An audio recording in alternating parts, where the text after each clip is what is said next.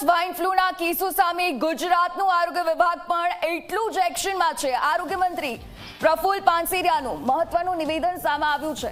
રાજકોટ અને અમદાવાદથી H1N1 ના 4 શંકાસ્પદ કેસ મળી આવ્યા છે। ગઈકાલની જ વાત કરીએ તો આ બાબતે મહત્વપૂર્ણ બેઠક કરવામાં આવી। તમામ સિવિલ સુપ્રિન્ટેન્ડન્ટ્સને વિડીયો કોન્ફરન્સ મારફતે સૂચના પણ આપવામાં આવી છે।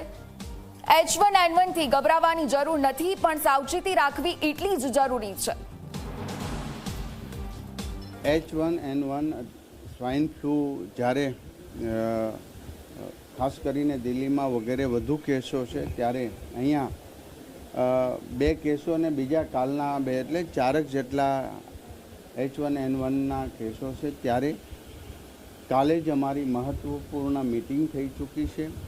H1N1ને કારણે કોઈ ગભરાટ ફેલાવવાની જરૂર નથી, પણ જાગૃતતા લાવી, સાવચેતી રાખવી એ બહુ જરૂરી।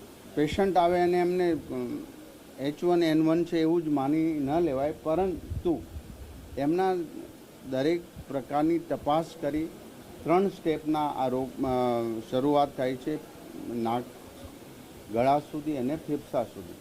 ફેફસા સુધી ન પહોંચે એ પહેલાં આપણે બધાને ટ્રીટમેન્ટ કરીશું।